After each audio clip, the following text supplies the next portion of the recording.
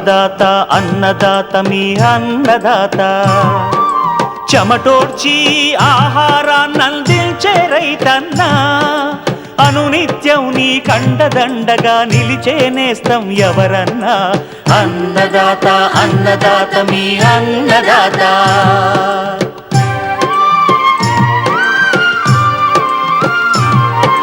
నూతన రీతుల సాగుబడికి నూరింతలు పెరిగే దిగుబడికి సూచనలిచ్చే సస్య రక్షణకు పశు పోషణకి శాస్త్ర విజ్ఞానం అందించి ముందుకు నడిపే తెలుగు రైతు భారతదేశానికి మకుటం అయ్యేలా తీర్చిదిద్దే ఆశయంతో మిమ్ము మేలు కొలిపేది అన్నదాత అన్నదాత అన్నదాత మీ అన్నదాత అన్నదాత అన్నదాత మీ అన్నదాత. అన్నదాత ప్రేక్షకులకు నమస్కారం. ఈనాటి ముఖ్యాంశాలు: ఖరీఫ్ కొర్ర సాగు కనువైన రకాలు వివరాలు, నర్సరీ చెరువుల్లో చేప పిల్లల పెంపకం మెలకువలు, ఇంకా జై కిసాన్ వ్యవసాయ సమాచారం.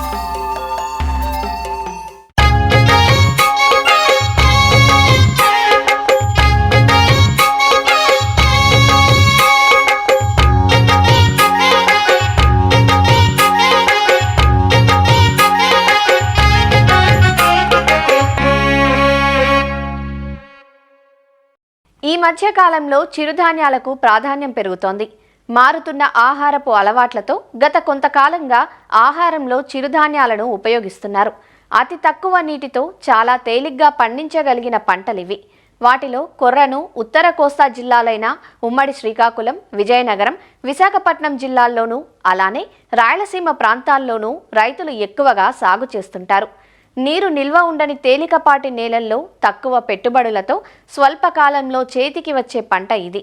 తొలకరిలో కొర్ర సాగు చేయాలనుకునే రైతులు రకాల ఎంపికతో పాటు సాగులో కొన్ని మెలకువలు పాటించాలి. కొర్ర సాగు వివరాలను తెలియజేస్తున్నారు శ్రీకాకుళం జిల్లా ఆముదాలవలస కృషి విజ్ఞాన కేంద్రం శాస్త్రవేత్త doctor yes Kiran Kumar. Agency areas ఉన్నటువంటి ప్రాంతాలైన ఈ ఉత్తర కోస్తా జిల్లాలైన శ్రీకాకుళం, విజయనగరం, విశాఖపట్నాల్లోనూ వాటితో పాటుగానే ఈ తక్కువ వర్షపాతం వచ్చినటువంటి ప్రాంతాలైన ఈ రాయలసీమ ప్రాంతాల్లో ఎక్కువగా ఈ కొర్ర పంటను ఈ 70 నుంచి 80 రోజుల్లో మనకు పంట చేతికి వస్తుంది. కాబట్టి వాటిని తేలికపాటి నేలల్లోనూ అలాగే ఎక్కడైతే ఈ మెరక ప్రాంతాలు ఉన్నాయో వాటిల్లో వేయడానికి దీన్ని ఎక్కువగా మొగ్గు చూపుతూ ఉంటారు. వీటితో పాటుగా ఈ ఎల్నినో ఎఫెక్ట్ అనేది ఎప్పుడైతే ఉంటుందో, లేదనుకుంటే ఈ ఋతుపవనాలు అనేవి ఆలస్యంగా రావడం, లేదంటే వేగంగా వెళ్ళిపోయే పరిస్థితులు వచ్చేటప్పుడు ప్రధాన పంట మనం వేసుకోలేని పక్షంలో ఆ ప్రధాన పంట వేసుకోవడానికి బదులు ప్రత్యామ్నాయ పంట కింద ఈ కొర్ర పంటను చాలా మనకి ఎంతగానో ఉపయోగపడే పంట కింద మనం చెప్పొచ్చు అనమాట. ఎందుకంటే ఇది మనకి ఈ ఆగస్టు 2వ వారంలో కూడా వేసుకోవడానికి మనకు ఒక అవకాశం ఉన్నటువంటి పంట కింద చెప్పొచ్చు అనమాట. అందుకోసమనే దీన్ని ప్రత్యామ్నాయ పంట కింద కూడా చెప్పొచ్చు. అలాగే వీటిలో కొన్ని యాజమాన్య పద్ధతులు మనం చూసుకున్నట్టయితే నేలలు మనం గమనించినప్పుడు తేలికపాటి నేలలు, బరువైన నేలలు, వీటితో పాటుగానే ఎక్కడైతే సారము తక్కువగా ఉన్న నేలల్లో కూడా మెరక ప్రాంతాల్లో కూడా దీన్ని సాగు చేసుకోవచ్చు. అయితే నీరు నిలబడిన నేలలు అనేవి పనికిరావు అనమాట. కాబట్టి మురుగునీరు పోయే అవకాశం ఉన్నటువంటి బరువు నేలల్లో కూడా దీన్ని మనం సమర్థవంతంగా సాగు చేసుకోవచ్చు. నేల తయారీ మనం గమనిస్తే 3 నుంచి 4 సార్లు బాగా దుక్కులు చేసుకోవాలి. ఎందుకంటే ఈ కొర్ర గింజ అనేది చాలా చిన్న సైజు ఉన్నటువంటిది కాబట్టి దీన్ని మనకి బాగా మెత్తని దుక్కి చేసుకొని చివరి దుక్కిలో 4 టన్నుల వరకు కూడా పశువుల ఎరువును వేసి కలి దున్నుకొని మనం దీన్ని విత్తుకుంటే బాగుంటుంది. ఇక రకాల విషయం మనం గమనిస్తే దీంట్లో SIA 3085 రకం, ఇది 76 నుంచి 80 రోజుల్లో పంట చేతికి వస్తుంది. 10 నుంచి 12 క్వింటాల వరకు కూడా ఒక ఎకరాకు దిగుబడిని అందిస్తుంది. ఇది బెట్టను తట్టుకుంటుంది, అగ్గి తెగులను తట్టుకుంటుంది, గింజబూజు తెగులను కూడా తట్టుకుంటుంది. అలాగే సూర్యనంది అనే రకం, ఇది 70 నుంచి 75 రోజుల్లో పంట చేతికి వస్తూ 10 నుంచి 12 క్వింటాల వరకు కూడా దిగుబడిని అందిస్తుంది. ఇది అగ్గి తెగుల్ని అలాగే వెర్రికంకి తెగులను కూడా తట్టుకొని పెరుగుతుంది. SIA 3156 85 నుంచి 90 రోజుల్లో పంట చేతికి వస్తుంది. 11 నుంచి 13 క్వింటాల వరకు కూడా దిగుబడిని అందిస్తూ వెర్రికంకి తెగుల్ని తట్టుకొని పెరుగుతుంది. అలాగే SIA 3222 గరుడ అంటాం. ఈ గరుడ అనే రకాన్ని 60 నుంచి 62 రోజుల్లో మనకి పంట చేతికి వచ్చేస్తుంది. ఇది అత్యంత స్వల్పకాలిక రకం అనమాట. ఇది 6 నుంచి 7 క్వింటాల వరకు దిగుబడిని అందిస్తూ అగ్గి తెగుల్ని, వెర్రికంకి తెగులు తెగులను కూడా తట్టుకుంటుంది అనమాట. అలాగే రేనాడ్ అనే రకం, ఈ రేనాడ్ అనేది 85 నుంచి 90 రోజుల్లో మనకు పంట చేతికి వస్తుంది. 11 నుంచి 13 క్వింటాల వరకు కూడా దిగుబడిని అందిస్తూ వెర్రికంకిని అలాగే అధిక దిగుబడి ఇచ్చే రకం కింద మనం చెప్పొచ్చు అనమాట. మహానంది అనే రకం ఇది 80 నుంచి 85 రోజుల్లో పంట చేతికి వస్తుంది. 11 నుంచి 13 క్వింటాల వరకు కూడా దిగుబడిని అందిస్తూ అగ్గి తెగుల్ని, వెర్రికంకి తెగుల్ని, మువ్వు ఈగను కూడా తట్టుకొని పెరుగుతుంది. అలాగే పోషకాల తాలూకు శాతం కూడా అధికంగా ఉంటుంది. ఈ రకాల్లో ఏదో ఒక రకాన్ని రైతు సోదరులు ఎంచుకొని సాగు చేసుకుంటే బాగుంటుంది.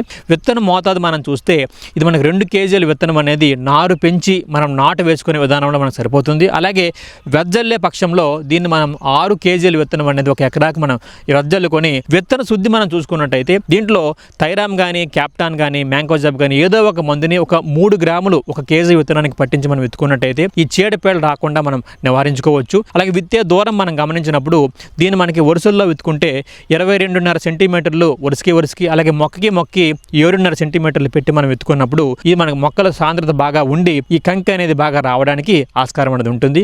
అలాగే కలుపు యాజమాన్యం విషయం గమనిస్తే కలుపు రాకుండా ఉండడానికి విత్తిన వెంబటే ఐసోప్రొచ్యూరాన్ అనే మందుని 400 గ్రాములు 200 లీటర్ నీటిలో కలిపి మనం ఎకరా మొత్తం సమానంగా తరిచేటట్టు మనం పిచికారీ చేసుకున్నట్టయితే చాలా వరకు ఈ గడ్డి జాతి మొక్కలు కానీ అలాగే కూర జాతి మొక్కలు కానీ రాకుండా మనం నివారించుకోవచ్చు అనమాట.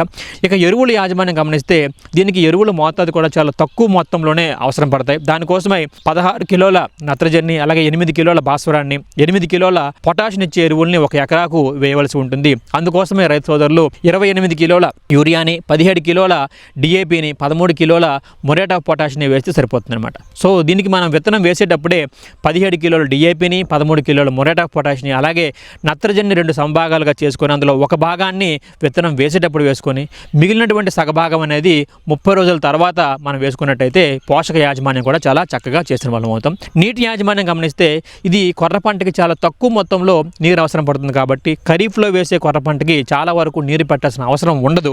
ఒకవేళ పెట్టాల్సిన అవసరం వస్తే పిలకలు వేసే దశలోను అలాగే గింజ గట్టిపడ్డ దశలో మనం తప్పనిసరిగా ఒక 2 నీటి తల్లు మనం ఇచ్చినట్టయితే సరిపోతుంది అనమాట. అలాగే సస్యరక్షణ విషయం గమనిస్తే సస్యరక్షణలో మేజర్గా కూడా దీంట్లో ఈ కాండం తొలిచే పురుగు అనేది మనకి ప్రధానంగా కూడా 30 రోజుల లోపే వస్తుందన్నమాట. దీన్ని మనకి ఎక్కడైతే ఈ పిల్ల పురుగులు ఉంటాయో వాటిని కాండాన్ని తొలిచేయడం అలాగే కొత్తగా వచ్చిన ఆకుల్ని తినేయడం వలన మొక్కని ఎదుగుదల లేకుండా చేసేస్తూ ఉంటుంది. దీనికోసమై మనం క్లోరాంట్రిన్ లిప్రోల్ అనే మందుని 60 మిల్లీలీటర్లు ఒక 200 లీటర్ నీటిలో కలిపి మనం పిచికారీ చేసినా మనం సమర్థవంతంగా అరికట్టుకోవచ్చు. అలాగే వీటితో పాటుగానే ఈ కార్బోఫ్యూరాన్ 3G గుళికల్ని కూడా ఎకరాకు 8 కిలోలు చొప్పున వేసి నీటి తడి మనం పెట్టినట్టయితే ఈ కాండం తొలిచే పురుగును కూడా మనం సమర్థవంతంగా అరికట్టుకోవచ్చు. కత్తెర పురుగు కూడా ఎక్కువగా వస్తుంది.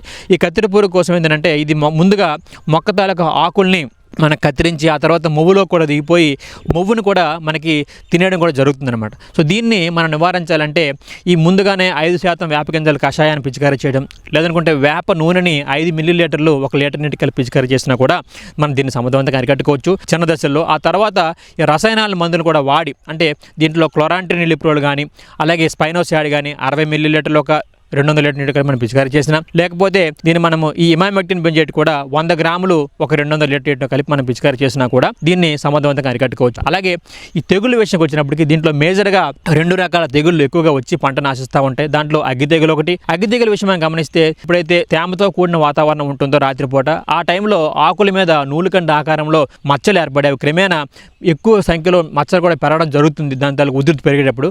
సో దీన్ని మనం నివారించాలంటే దీన్ని విత్తన శుద్ధి చేసి మనం విత్తుకున్నాం. రెండోది పంట మీద ఈ అగ్గి తెగుల లక్షణాలు మనం గమనించేటప్పుడు ఈ ట్రైసైక్లాజోల్ అనే మందుని 0.6 గ్రాముల 1 లీటర్ నీటి కలిపి మనం పిచికారీ చేసినా కూడా అగ్గి తెగులను సమర్థవంతంగా అరికట్టుకోవచ్చు అనమాట. అలాగే వెరికంకి తెగులు కూడా మనకి ఎక్కువగా ఆశించి నష్టపరుస్తూ ఉంటుంది వెరికంకి తెగులు అనేది. ఎందుకంటే గింజలు కూడా రాకుండా ఈ పసుపు రంగు ఈ పచ్చరంగు ఈనెలే ఈ దారాల్లాగా వేలబడతా ఉంటాయి అనమాట.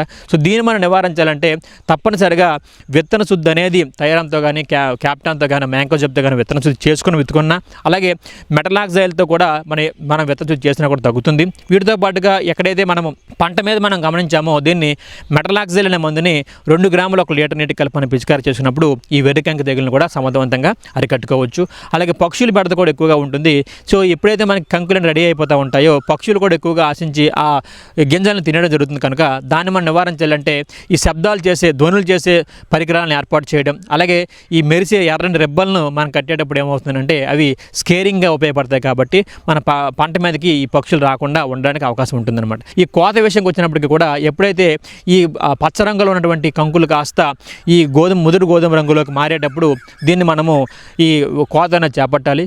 ఈ కర్రలతో కొట్టి గింజల్ని వేరు చేసి దాన్ని మనం 10 నుంచి 12% వచ్చినంత వరకు మాయిశ్చర్ వచ్చినంత వరకు మనం ఎండబెట్టి ఆ తర్వాత మనం దీన్ని గోదాంలో స్టోర్ చేసుకున్నట్టయితే బాగుంటుందన్నమాట. ఈ విధంగా రైతు సోదరులు కొర్రను మనకి ఈ యాజమాన్య పద్ధతులు పాటించినట్టయితే మంచి దిగుబడులు అనేవి సాధించవచ్చు అనమాట.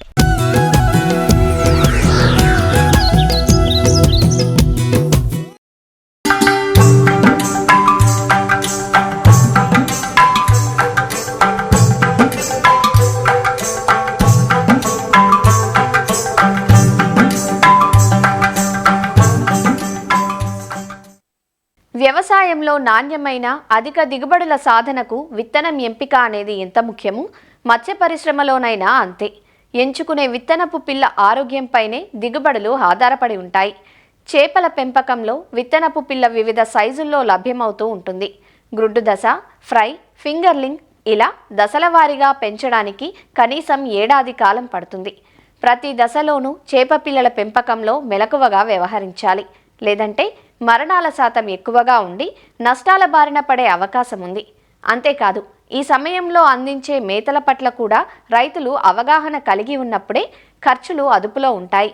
నర్సరీ చెరువుల్లో చేప పిల్లల పెంపకంలో ఎలాంటి జాగ్రత్తలు తీసుకోవాలో సూచనలు ఇస్తున్నారు పశ్చిమ గోదావరి జిల్లా ఉండి కృషి విజ్ఞాన కేంద్రం మత్స్య శాస్త్రవేత్త డాక్టర్ శ్రీనివాసరావు. చేపల్లో ఏంటంటే మనకి పిల్లల చెరువులు అలాగే పెద్ద చెరువులు కూడా చేసుకోవడం జరుగుతుంది. ముఖ్యంగా మనం ఇది స్పాన్ కానీ ఫ్రైన్ కానీ మనం చాచరీని తీసుకొచ్చి మనం ఒక చిన్న చెరువులు వేసుకుని దాని పిల్లల చెరువు కింద పెంచి దాన్ని మనం బయటకు అమ్ముకోవడం లేదా మన చెరువుకి కానీ మనం మార్చుకోవడం కానీ జరుగుతుంది. దీనివల్ల ఏంటంటే మనకి నేరుగా మనం పెద్ద సైజు పిల్లలను కొనుక్కుంటే కంటే మనం ఈ విధంగా మనం పిల్లల చెరువు కానీ చేసుకున్నట్లయితే మనకు ఖర్చు తగ్గుతుంది. మనకి పిల్ల కూడా ఎప్పుడు కావాలంటే అప్పుడు అందుబాటులో ఉంటుంది మనం వేసుకుంది కూడా. పిల్లల చెరువులు అంటే 2 రకాల చెరువులు ఉంటాయి. ఒకటి ఏంటంటే నర్సరీ చెరువు అంటాం, తర్వాత రేరింగ్ చెరువు అంటాం. మొట్టమొదటిగా ఏంటంటే మన గుడ్ నుంచి స్పాన్ అనేది వస్తుంది, అంటే 3 రోజులు పిల్ల ఇంచుమించు దాన్ని తీసుకొచ్చి అప్పుడే అది ఆహారం తినడం అవుతుంది. దాన్ని మనం హ్యాచరీని తీసుకొచ్చి మనం చిన్న చెరువులో వేసుకుని దాన్ని ఒక 15 నుంచి 20 రోజులు పెంచిన తర్వాత దాన్ని మనకు ఒక ఇంచు అలాగవుతుంది. దాన్ని మనం ఫ్రై స్టేజ్ కింద మనం ఏం చేస్తామంటే పిల్లల చెరువులో వేసుకుని దాన్ని ఫింగర్ లింక్స్ అంతకంటే పెద్ద సైజు పెంచడం జరుగుతుంది ఒక 2 నుంచి 3 నెలలు. సో ఇది యాక్చువల్గా మనం చేసేది. ఈ చెరువులు అంటే కొద్దిగా చిన్న చెరువులు, 1/2 ఎకరం ఉన్నా సరిపోతాయి, ఎకరం, కొంతమంది ఇంకా కొద్దిగా 2 ఎకరాలు అలా కూడా పెట్టుకుని ఉంటారు. మనకున్న దాంట్లో ఒక చిన్న చెరువును కానీ తీసుకుని అందులో మనం పిల్లని మనం పెంచుకోవాలి. పెంచుకుంటే మనకి చాలా వరకు మనకి ఖర్చు అనేది కూడా తగ్గుతుంది. మన పిల్ల మనకి నాణ్యమైన పిల్ల ఉంటుంది, దాన్ని మనం పెంచుకోవచ్చు. దీనికి ఏంటంటే మనం యాక్చువల్గా చేయాల్సింది ఒకటి చెరువు తయారీ. అందులో నీటిని అంతా కూడా పూర్తిగా తీసేసి ఎండబెట్టేసిన తర్వాత అందులో మనం మామూలుగా ఎంతో కొంత లైమ్ అనేది కొట్టుకుంటాం. దాని తర్వాత ఏంటంటే మనం 1 మీటర్ నుంచి 1.5 మీటర్ వరకు కూడా మనం నీరు అనేది పెట్టుకోవాలి. 3 నుంచి ఒక 5 అడుగుల వరకు కూడా మనం నీరు అనేది పెట్టుకుంటాం. ఇందులో ఏంటంటే ముఖ్యంగా ఈ స్పాన్ తీసుకొచ్చి వేసే ముందు మనం చేయాల్సింది ఏంటంటే ఈ ఎరువులు అనేవి వాడతాం. ఈ పిల్లల చెరువులు అయితే దాంట్లో ఏ విధమైన కూడా చుట్టూ కూడా వలనది కట్టుకోవాలి. బాహ్య నుంచి మిగతా జీవులు ఏవి లేకుండా చూసుకోవాలి. వాటర్ను కూడా ఫిల్టర్ చేసి మనం పెట్టుకోవాలి. పిల్లల్ని అందులో స్పాన్గానే వేస్తే ఇంకేవి తినేవేవి లేవని కూడా మనం నిర్ధారించుకున్న తర్వాత వేసిన తర్వాత ఏం చేయాలంటే దాంట్లో మనం నూనె తీసిన వేరుశనగ చెక్క ఉంటుంది, దాన్ని ఒక 300 కేజీలు, ఆవు పేడ ఒక 80 కేజీలు, దాంతోపాటుగా ఏంటంటే సూపర్ ఫాస్ఫేట్ 20 కేజీలు. ఇది ఎకరానికి డోసు అనమాట. ఈ మూడింటిని కూడా కలిపేసి ఒక ముద్దలాగా తయారు చేసుకోవాలి. దాన్ని సగం డోసు మనం పిల్లని 2-3 రోజులు వేస్తామనగా ముందుగానే మన చెరువులో జల్లుకోవాలి. ఆ 2-3 రోజుల తర్వాత మనం పిల్లని వేసుకోవాలి. దీనివల్ల మనకి అందులో ప్లాంక్టన్ అనేది పడుతుంది, జూ ప్లాంక్టన్ ఎక్కువ వస్తుంది. దాది మనకి పిల్లకి ఆహారం కూడా ఉపయోగపడుతుంది. పిల్ల వేసిన తర్వాత మనం మిగతా సగం కూడా మనం పెట్టుకుని దాన్ని నీటి యొక్క రంగు చూసుకొని ప్లాంక్టన్ సాధన చూసుకుని 2-3 దఫాలుగా వాడాలి. ఈ విధంగా మనం పిల్లల చెరువులో వేసుకోవాలి. వేసిన తర్వాత ఏంటంటే మనకి దానికి ఆహారం ఏమివ్వడం జరుగుతుంటే మనకి నూనె తీసిన వేరుశనగ చెక్క, అదేవిధంగా తౌడు, ఆ రెండింటిని కూడా 1:1 నిష్పత్తిలో ముద్దగా చేసిన ఆ ముద్దలో మనం ఇవ్వడం జరుగుతుంది. మనం ఎకరానికి ఇంచుమించు మనం 1 మిలియన్ అంటే 10 లక్షల వరకు స్పాన్ అనేది వేసుకోవచ్చు. ఈ 10 లక్షల స్పాన్కి కూడా మనం ఇచ్చేది ఎంతంటే ఒక 6 కేజీలు వేస్తాం. మొదటి వారం రోజులు 6 కేజీల చొప్పున జల్లాలి ఈ 2 కలిపి. తర్వాత మళ్ళీ ఈ 6 కేజీలని 12 కేజీలు చేస్తాం. ఇంకో వారం రోజులు 15 రోజుల తర్వాత దాన్ని పూర్తిగా తీసేసి పట్టుబడి చేసి వేరే చెరువులు వేసుకోవాలన్నమాట. అప్పుడు మనకి ఇవి 1 ఇంచు నుంచి 2 ఇంచుల వరకు పెరిగి ఉంటాయి. అవి మనం వేరే చెరువులు వేసుకుంటే అవి మనకు ఫ్రై అంటాం. దాన్ని మనం పిల్లల చెరువు కింద ఒక 2-3 నెలలు లేదా 4 నెలలు 5 నెలలు కొంతమంది పాత పిల్లల కింద కూడా ఉంచేసి ఒక 6 నెలలు సంవత్సరం వరకు కూడా మనం చేసుకోవచ్చు. అటువంటి చెరువులు ఏంటంటే ఫెర్టిలైజేషన్ చేయాలి. చెక్క, పేడ, అదేవిధంగా మనకి సూపర్ ఫాస్ఫేట్ రంగు చూసుకొని మనం దఫదఫాలుగా ఎరువులు అనేది వాడడం. తర్వాత మేత. ఈ మేత ఏంటంటే మనం పిల్లల చెరువుకి వచ్చేసరికి 10% మనం బాడీ వెయిట్లో మనం వేస్తుండాలన్నమాట. పిల్లల చెరువు ఫ్రై స్టేజ్లో వేస్తాం. 1,00,000 నుంచి 2,00,000 వరకు వేసుకోవచ్చు. వేసుకుని మనం మేతను కానీ సక్రమంగా ఇచ్చినట్లయితే, ఎరువుల యాజమాన్యం కానీ చేసినట్లయితే ఒక 2 నుంచి 3 నెలల మనకి అవి ఫింగర్లింగ్ సైజ్కి అంటే ఒక 5 నుంచి 10 గ్రాముల వరకు ఎదిగి పెద్ద చెరువులో వేసుకుని మనం పెంచడానికి రెడీ అవుతాయి. కొంతమంది ఏం చేస్తుంటామంటే అవి వాటిని అందులోనే ఉంచేసి మనం మేత వేస్తూ ఒక 6 నెలల నుంచి అలా ఏం చేస్తే పాత పిల్ల కింద అమ్ముతాం అన్నమాట. ఆ విధంగా చేసినప్పుడు మనకి 50 గ్రాములు 100 గ్రాములు అలా అవుతుంటాయి. వాటిని మనం తీసుకెళ్ళి మనం పెద్ద చెరువులో వేసుకోవడం జరుగుతుంది. ఒకటి పిల్లల చెరువులో కూడా ఏంటంటే నీటి నాణ్యత యజమాని. ఇందులో కూడా ఏంటంటే మనకు అమ్మోనియా ఒకటి బాగా చూసుకోవాలి, అలాగే ఆక్సిజన్. అందుకేంటంటే అప్పుడప్పుడు మనం అమ్మోనియా టెస్ట్ చేయించుకొని ప్రతి 15 రోజులు 20 రోజులకు ఒకసారి చూసుకొని నీరులో కలర్ కానీ ఎక్కువ ఉండదు. మనకేంటంటే ప్లాంక్టన్ అనగా మనం లేత ఆకుపచ్చ కలర్లో కానీ లేదా కొద్దిగా గోధుమ ఆకుపచ్చ కలర్లో కానీ ఉంటుంది. ఎప్పుడైనా జూ ప్లాంక్టన్, బయట ప్లాంక్టన్ ఉన్నప్పుడు ఆ ప్లాంక్టన్ అనేది ముఖ్యం పిల్లల చెరువులో. దాని గురించి మనం ఎరువులు వాడతాం. ఆ ప్లాంక్టన్ చూసుకొని దాన్ని బట్టి మనం ఇవి వాటర్ ఎక్స్చేంజ్ చేయాలా లేకపోతే ఇంకా ఎరువులు వాడాలా అనేది చూసుకోవాలి. మేత కూడా మనకంటే 10% మొదలెట్టి దాని ఇంచుమించు 5% వరకు కూడా తగ్గించవచ్చు. ఆ విధంగా మన పిల్ల సంఖ్యను బట్టి మేత చూసుకుంటే మనకి ఇంచుమించు 70 నుంచి 80% సర్వేలు ఉండి అంటే మనం 1,00,000 పిల్ల వేస్తే ఇంచుమించు మనకు 70,000 నుంచి 80,000 కూడా మనకు పిల్లని అనేది మనం పట్టుబడి చేసుకోవచ్చు.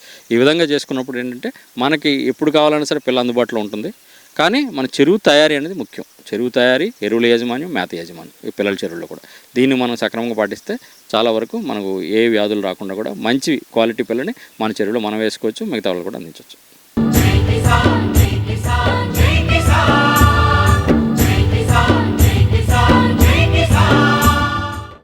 వ్యవసాయ సమాచారం ఇప్పుడు జై కిసాన్లో చూద్దాం. సాగు రంగంలో నూతన ఆవిష్కరణలను రైతులకు పరిచయం చేసి తదననుగుణంగా దిగుబడుల సాధన పెంచే దిశగా శాస్త్రవేత్తలు, పరిశోధనా స్థానాలు కృషి చేస్తున్నాయి.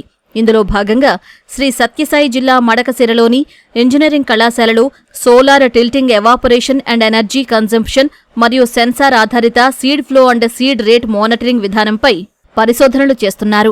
4వ సంవత్సరం వ్యవసాయ ఇంజనీరింగ్ విద్యార్థులు తమ ప్రాజెక్టులో భాగంగా అధ్యాపకుల సూచనలు, సలహాలతో ఈ విధానాలను రూపొందించారు. 4వ సంవత్సరము విద్యార్థులలో ఉన్న సృజనాత్మకతను వెలికి తీయడంలో భాగంగా ప్రాజెక్ట్ వర్క్లో భాగంగా వారితోటి వినూత్నమైన ప్రాజెక్ట్ వర్క్లు చేయించడం జరిగింది. అందులో మొదటిది solar tilting evaporation and energy consumption system ఒకటి. అందులో సౌర ఫలకాలు ఇన్స్టాల్ చేయడానికి చాలా స్థలం అవసరం పడుతుంది. భూమి వినియోగాన్ని తగ్గించి నీటి వనరులు ఎక్కడైతే ఉన్నాయో వాటి మీద ఈ సౌర ఫలకాలను ఇన్స్టాల్ చేయడం వలన నీటి ఆవిరితో పాటు ఎనర్జీ కన్జంప్షన్ కూడా జరుగుతుంది. అందులో మేము టిల్టింగ్ మెకానిజంని కూడా డెవలప్ చేశాము. ఈ టిల్టింగ్ మెకానిజం వలన సూర్యుడు ఏ దిక్కులో ఉంటే అది తూర్పు నుంచి పడమరకు అదంతకదే టిల్ట్ అయ్యేటట్టుగా వెలుతురుని అనుసరించి ఏర్పాటు చేయడమైనది. ఇవన్నీ కూడా సెన్సార్ బేస్డ్తో చేయడం జరిగింది. ఇంకొక ప్రయోగం ఏమంటే సీడ్ డ్రిల్, ట్రాక్టర్తో సీడ్ డ్రిల్ విత్తనం విత్తుకునేటప్పుడు కరెక్ట్ మోతాదులో విత్తనము పడేటట్టుగా, ఎక్కడైనా ఆ గొట్టాలలో విత్తనం ఇరుక్కోకుండా కరెక్ట్గా పడిందా లేదా అనే దాన్ని కూడా సెన్సార్ తోటి తెలుసుకునేటట్టు, మరియు ఏ సాలులో విత్తనం పడలేదో ఆ సాలును డ్రైవర్ ముందర డాష్ బోర్డు మీదనే ఒక ఎల్సిడి డిస్ప్లే ఉంటుంది. ఆ డిస్ప్లేలో మనకు ఏ లైన్లో మనకు విత్తనం పడలేదనేది క్లియర్గా తెలిసిపోతుంది. దాంతో అక్కడ సరి చేసుకొని మళ్ళీ తన పనిని కంటిన్యూ చేయవచ్చు. ఇంకొక ప్రాజెక్ట్ ఏమంటే సౌర ఫలకాలు వినియోగ సామర్థ్యాన్ని పెంచడం ఎలా అనే దాని మీద ఆల్రెడీ ఉన్న సోలార్ ప్యానల్ సిస్టమ్ని, క్లీనింగ్ మెకానిజంని డెవలప్ చేశాము. క్లీనింగ్ మెకానిజం వల్ల సౌర ఫలకాల మీద పేరుకుపోయిన దుమ్మును ఎప్పటికప్పుడు తీసేయడం వల్ల ఫ్లాట్ స్ప్రే నాజిల్స్ని అరేంజ్ చేయడం జరిగింది. నీటి వనరులపై సౌర ఫలకాలను అమర్చడం వల్ల భూమి వినియోగం తగ్గడమే కాకుండా నీటి ఆవిరి తగ్గి శక్తి వినియోగం పెరుగుతుందని విద్యార్థులు చెబుతున్నారు. సౌరశక్తి ఉత్పత్తిలో సోలార్ ఫలకాలపైన దుమ్ము, ధూళి పడటంతో వాటి ఉత్పత్తి సామర్థ్యం తగ్గుతుంది. దీనికోసం ఫలకాల పైభాగంలో గొట్టాలతో నీటి స్ప్రేయర్లను అమర్చి 3 రోజులకోసారి నీటితో శుభ్రం చేయడంతో 30% విద్యుత్ ఉత్పత్తి పెరిగినట్లు తాము పరిశీలించామంటున్నారు. విద్యుత్ అవసరం అనేది రోజు రోజుకి చాలా పెరిగిపోతుంది. అదేవిధంగా పునరుత్పాదక సౌరశక్తి వినియోగం కూడా పెరిగిపోతుంది. దీనితో పాటు నీటి కొరత అనేది ఒక సమస్యగా మారింది. ఈ 2 సమస్యలకు గాను ఒకే పరిష్కారంగా సోలార్ ప్యానెల్ను నీటి వనరులపై అమర్చి అవసరానికి అనుగుణంగా వాటి కోణాన్ని మార్చుకునే వ్యవస్థే adaptive solar panel tilt system for evaporation and energy optimisation. అందరూ సోలార్ ప్యానెల్స్ని నేల మీద పెట్టి ఉపయోగిస్తున్నారు ప్రస్తుతం. అలాంటప్పుడు మనకి నేల అవసరం అనేది ఎక్కువ ఉంటుంది. మేము ఆ సమస్యను తీసుకొని నేల మీద కాకుండా గ్రామాలలో నీటి బాడీస్ ఎక్కువ ఉంటాయి. అలాంటప్పుడు మనం ఆ వాటర్ బాడీస్ పైన ఈ సోలార్ టిల్టింగ్ మెకానిజం అనేది ఉత్పత్తి చేయగలిగినట్టయితే రైతులకి స్థలంతో పాటు డబ్బు కూడా మిగులుతుంది.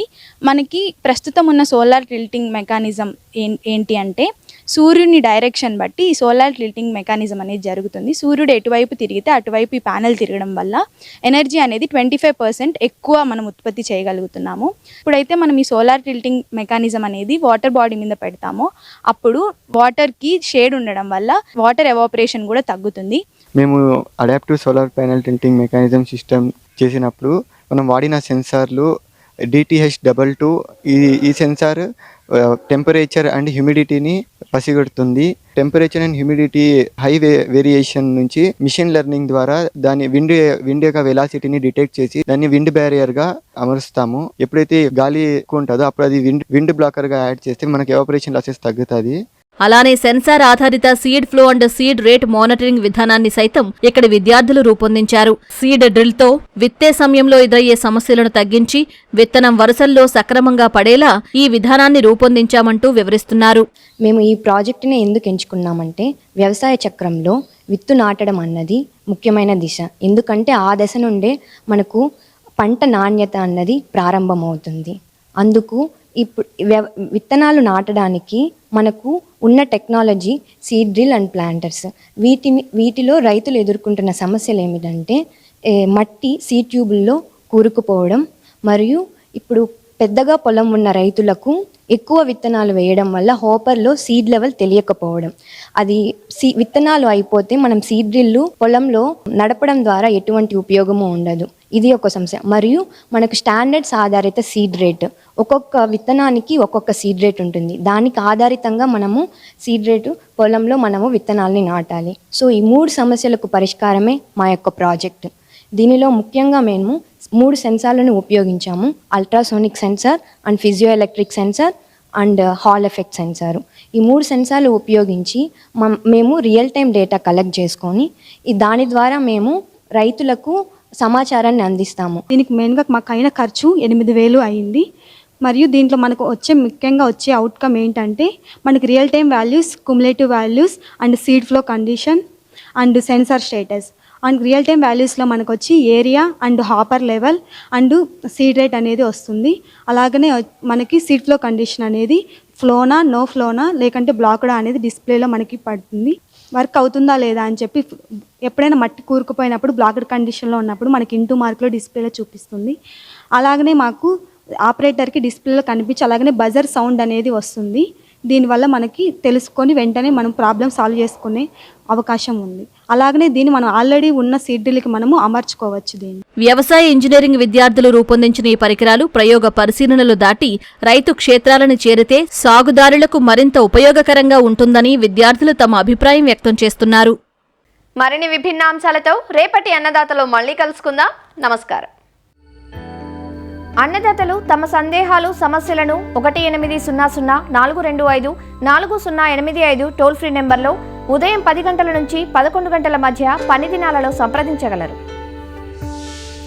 ఈ కార్యక్రమాన్ని యూట్యూబ్లో www.youtube.com/annadaata ETV లింక్ ద్వారా వీక్షించవచ్చు.